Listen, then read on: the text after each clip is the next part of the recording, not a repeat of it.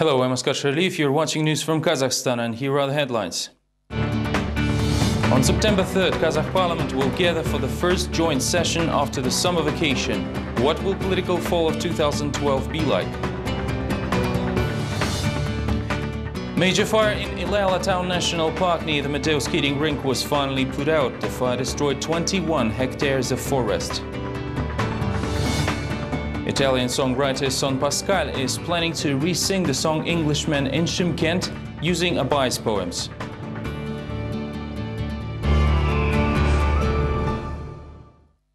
On Friday in Karaganda, the grandfather of Vladislav Chelak, who is accused of killing 14 of his fellow soldiers and huntsmen, gathered an urgent press conference. Vladimir Chelak made a suggestion on who he thinks is spreading rumors concerning the suicide of his grandson and said that another video confession of Vlad to psychiatrist is nothing but a falsification. The interview was fabricated in the Alakol detention center. They do have a doctor on staff. He at the facility have placed some woman in a white robe there. She talked to Vladislav while he was under severe pressure and gave the same confession like during the first interrogation. Vladimir Chelak referred to media publications to support his statements. After the video with the most recent mass murder confession was leaked, reporters turned to National Scientific Center of Psychiatry, Psychology and Narcology, where the suspect's evaluation took place. At the center, reporters were explained that staff doctors know nothing about where the video came from. Strange things did not end here, and now the internet is discussing the rumors that Vladislav Chelak was allegedly planning suicide. The grandfather of the arrested border guard believes that the internet rumors are initiated by ill-wishers. Only the law enforcement agencies that are interested in stirring the public and shaking up the family to make them panic and run in all directions are making a mistake. It's a provocation, but it won't happen because we do have lawyers who are working hard, and we always first go to our lawyers before taking any action. At the confrontation in the pre-trial detention center, Vladislav Chelak identified the investigator who pressured him. This information was voiced on Friday by attorney Tiligen Berlikhajanov. However, the name of the investigator is not being disclosed due to the interests of the investigation.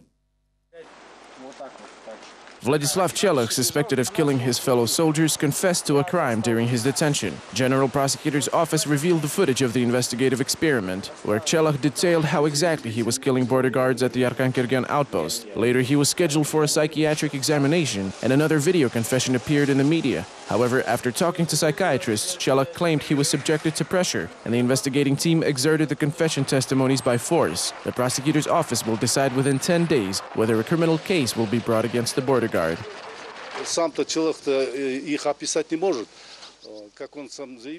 Chelak himself cannot identify them. He said that he would recognize them, but cannot describe them. So the challenge is to identify individuals, whether they are in police or military jurisdiction, the NSC, or the border service. Mass media provided new details on the operation in Tan suburban area. One of the channels distributed images proving that a woman and a minor child could have been among the killed during the operation. A woman and her young son could be among the victims of the special operation in Baganshil, the elite district of Almaty. The pictures of a boy's burnt body were shown on KTK channel on Thursday, but the officials are stubbornly keeping silent, only saying that 11 people, all alleged extremists, were killed on August 17th as a result of anti-terrorist operation. But can anyone seriously suggest that a 4-year-old boy could be a follower of a radical group? Yesterday, a Facebook user, Zhanna Ilichova, spoke about the coincidence.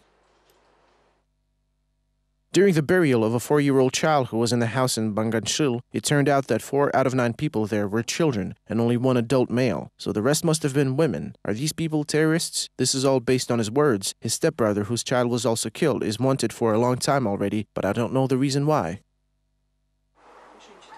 In the last 1.5 months, there were several incidents with extremist pretext. On July 11th, a blast rocked a house in a town of Tausomal near Almaty, killing 7 people inside. There immediately appeared rumors of a suicide bombing, and it is not clear how the NSC officers found guns, explosives, religious leaflets on the pot, since the house burned down to the ground. Almost 3 weeks later, a new operation was launched to arrest 6 terrorists in the residential complex Akshel Kent in Almaty. Allegedly, these were the same people who attacked a patrol and killed a policeman the day before. Apparently, there were no options here either. The police shot to kill, and 5 people ended up dead, with only one of the alleged terrorists arrested. August 17th saw the most notorious special operation to eliminate terrorists in the elite Almaty district Baganshil. Again, shoot-to-kill orders were issued, and all 9 suspects were killed. There was no explanations of whether it was really necessary to burn the house down, what these people were guilty of, or why the special operation unit does not try to capture the alleged terrorists alive. There are lots of questions, and only authorized silence in response.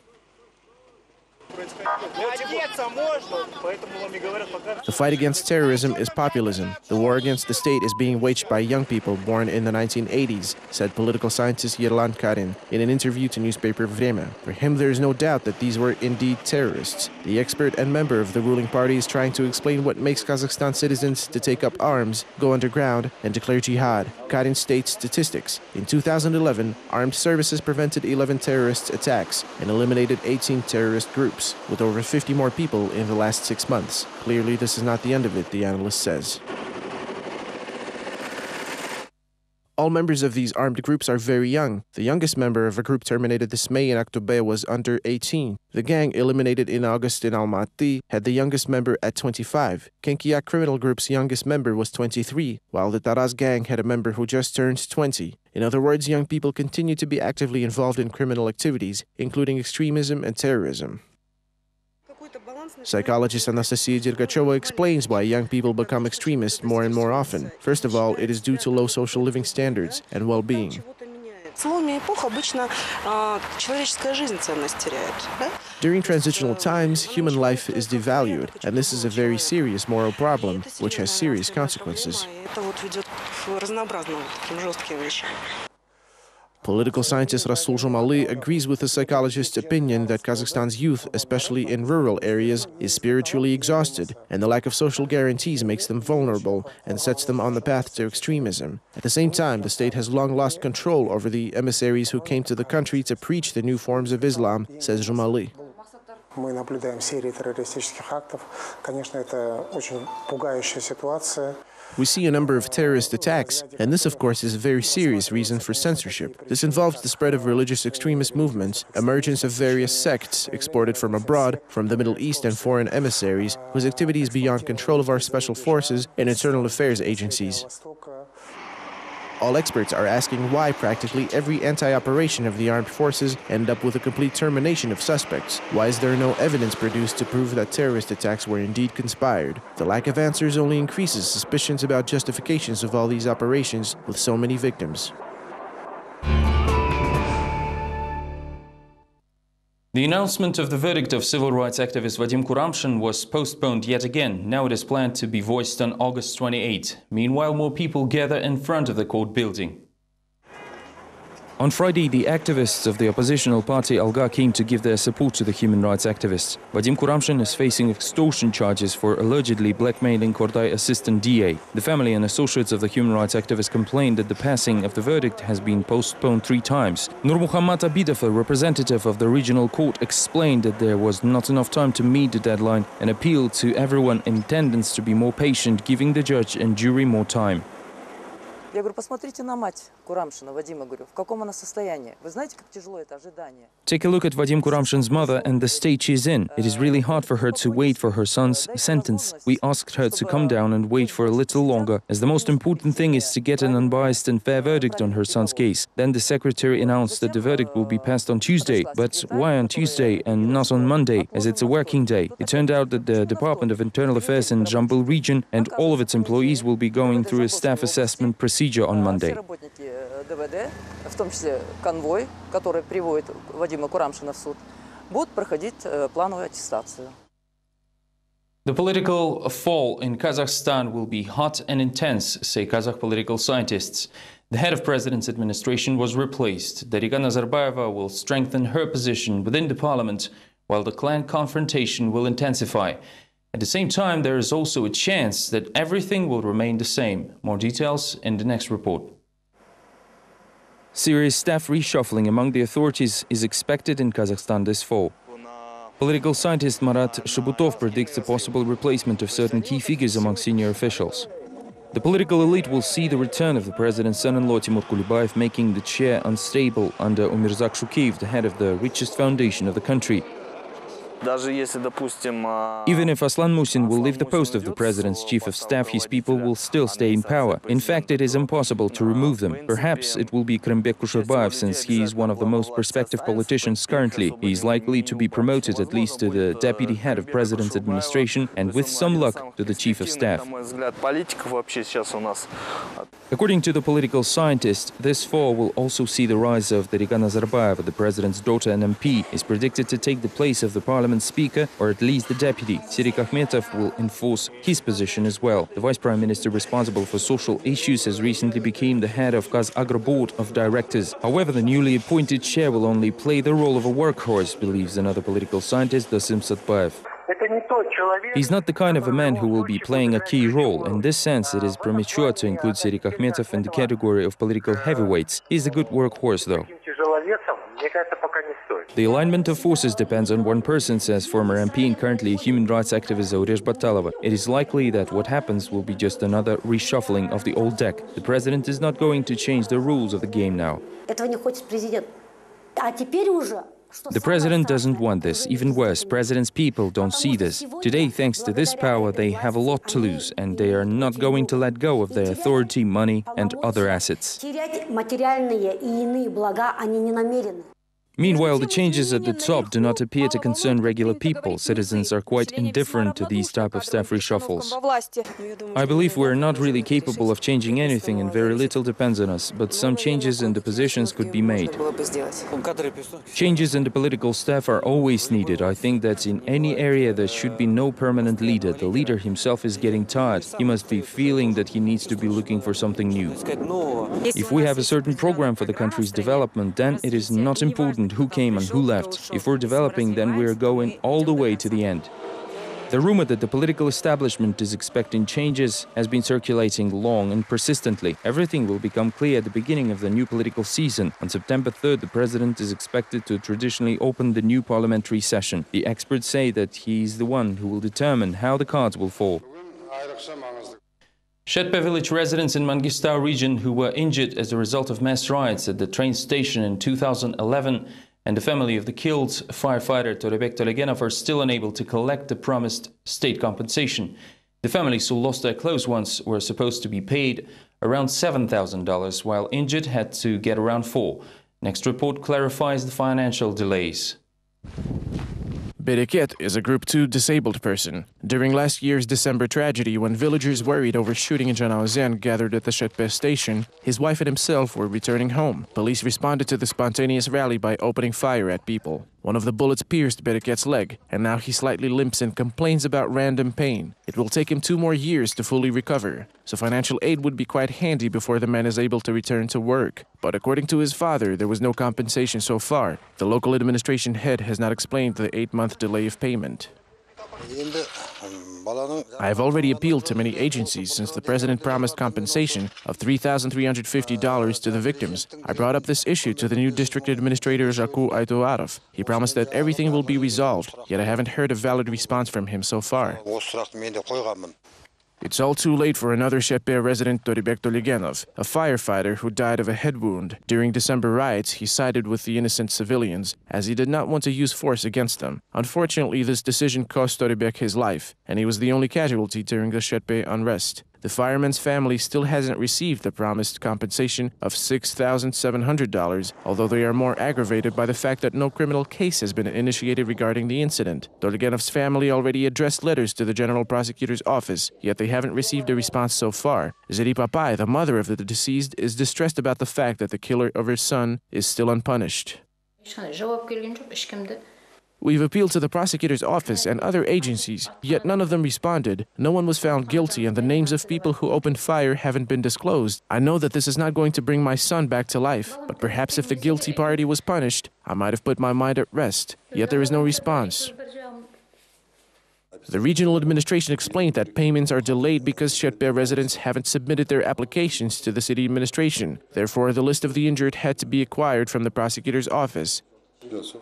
The question is, why hasn't financial aid been provided yet? As far as I know, none of the 11 injured people appealed to the governor in written form. Still, the probe was sent to Astana. We will soon receive a response, and then 11 individuals will receive $3,350 in compensation, with the family of the deceased getting $6,700. The residents of Shetpe carry themselves with dignity when talking about the delayed compensation. It was a terrible tragedy in December, followed by trials with questionable verdicts, all of which can't be measured with money. The Toligena family does not believe in receiving aid from the state soon. The grieving mother repeats that no money will bring back her son. She wanted to have Toribek married this year and to babysit his children the next. Meanwhile, a well-known stage director, Bulat Atabayev, who was suspected of inciting social hatred in Mangistau region, has met with his former actors of the German theatre. Colleagues of the Kazakh director numerously protested against his arrests, organized protest actions, wrote letters to government bodies. Upon discovering that Bulat Atabayev is to visit Germany to receive Goethe Award, actors gathered from all parts of the country in Mainz.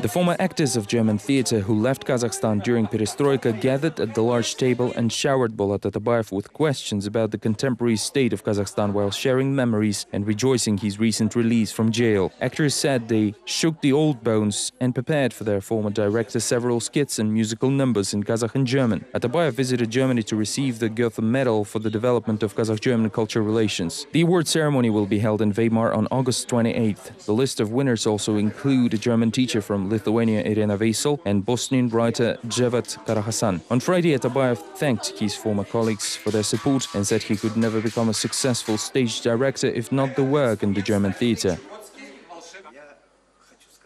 I want to thank you since it's all because of you that I established myself as a director and person. Thanks to you, I understood the notion of protesting. I didn't know what is a protest, and thanks to Fischer, David Chartskov, Boltz and others who wished the autonomy and spoke up about it. It wasn't clear for me because I didn't understand why I need this autonomy, but I just listened to them and I felt that in a calling. Major fire in Ile-Alatau National Park was put out completely. This was voiced on Friday by the Ministry of Agriculture.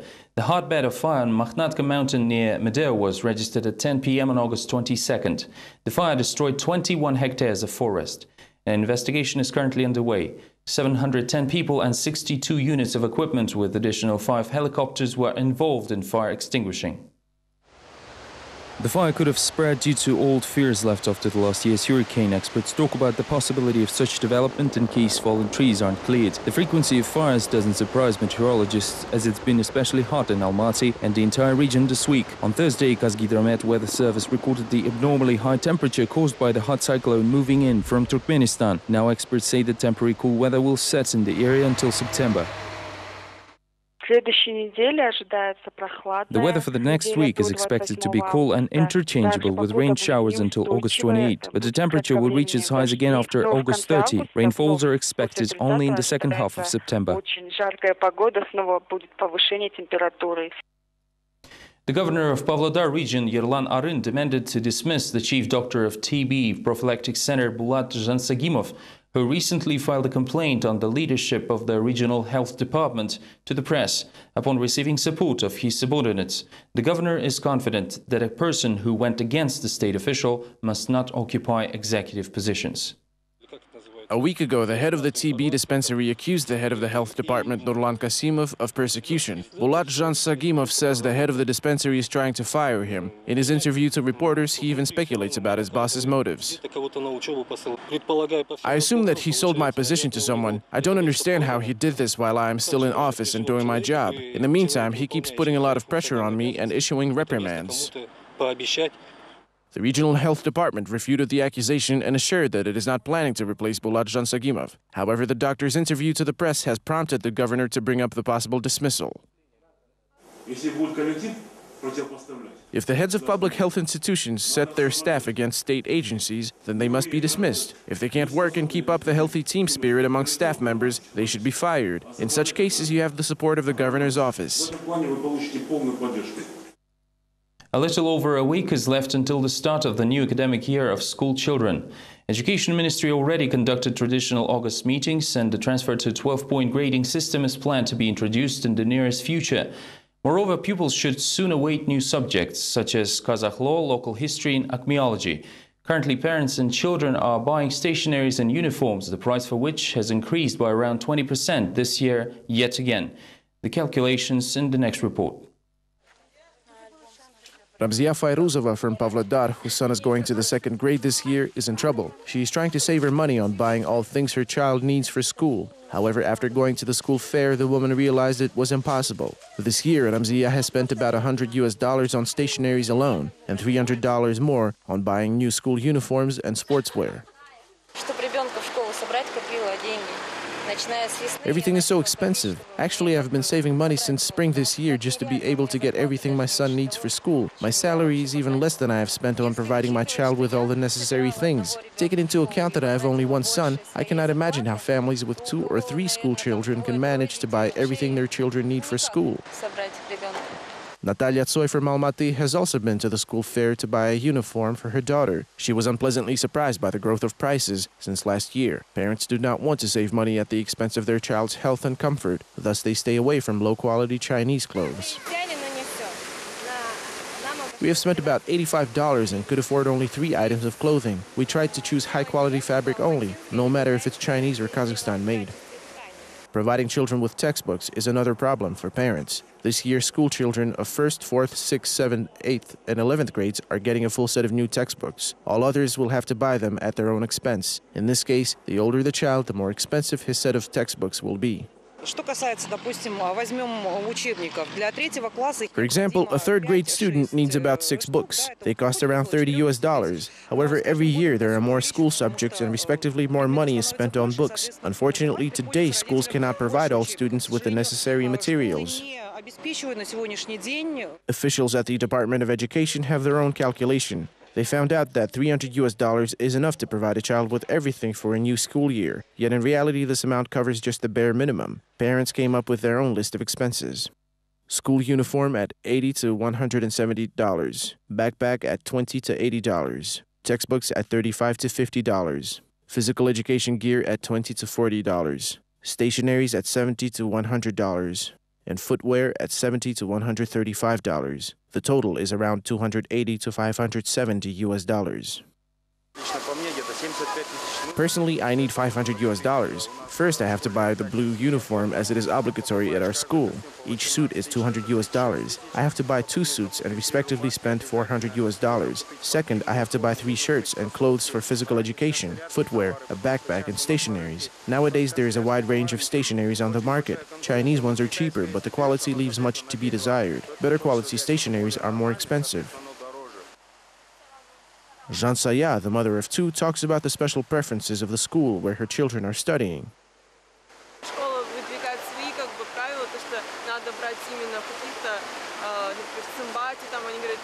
The school administration sets their own rules. They insist we buy school uniforms only in fashion houses like Sambat or Glassman. That's what the school demands. They tell us to buy a school uniform in certain places. I do not know, maybe these fashion houses have won a kind of tender or something.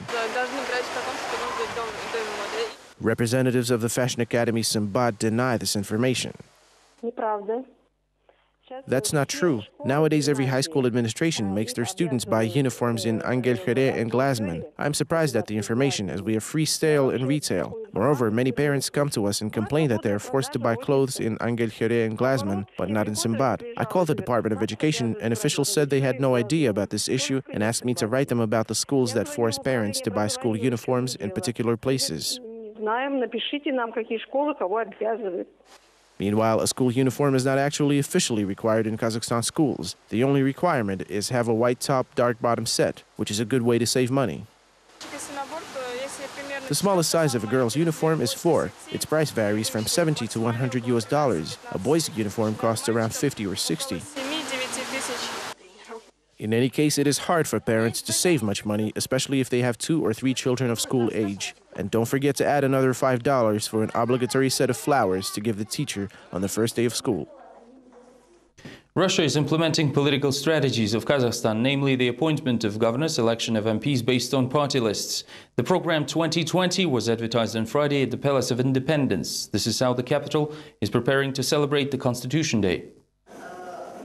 According to speakers, the Constitution of Kazakhstan is one of the most democratic around, and because of that, the state is moving forward with great pace towards a brighter future. Member of the Constitutional Council, Anar Jailganova, believes that criticism of international institutions is often baseless. In her opinion, one needs to take into account local mentality and culture sensitivity, to which international organizations pay no attention. The speakers also noted that Kazakhstan is way ahead of its neighbors in many ways. The professor of Public Administration Academy, Nikolai Akuev, cites the Russian National Welfare Fund as the counterpart of Samruk Kazana. He says that even China is learning from the experience of Kazakhstan's legislation development. The professor emphasized that without wisdom of the nation's leader, such achievements would not be possible.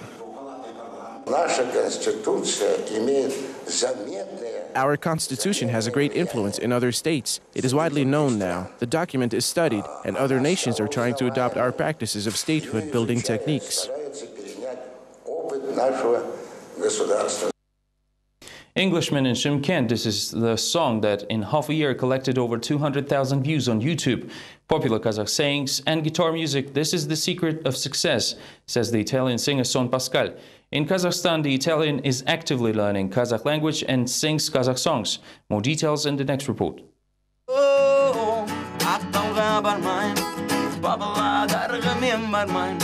an Englishman in Shymkent. Italian musician Son Pascal has been living in Kazakhstan for more than a year. He moved here from London and already started using Kazakh words in English sentences. Pascal praises the national cuisine and the beauty of Asian women. In addition, he has been enjoying folk music and poems of Abai.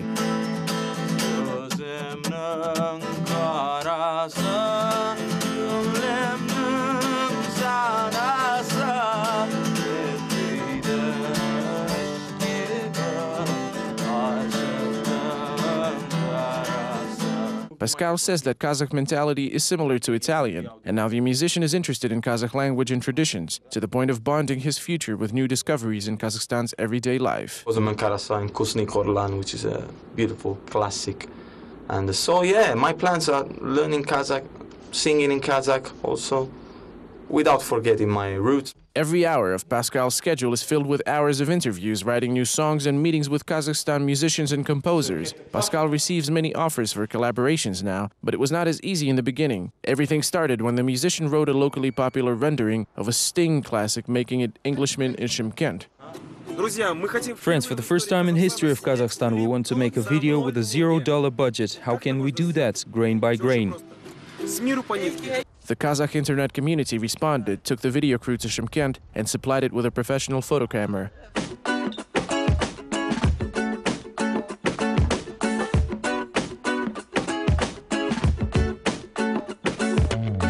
I don't drink coffee, I drink Basmati. According to Son Pascal, Kazakhstan is nothing like a country portrayed in the movie Borat. The foreigners' stereotypes were destroyed by friendly locals in hospitable cities. Now the musician tries to tell everyone abroad as much as possible about his current life in Kazakhstan. So, друзья, Kazakhstan'ga келіңіздер. This is all we have time for now. Don't forget to watch Vlaski's on Monday. Have a great weekend. Stay well.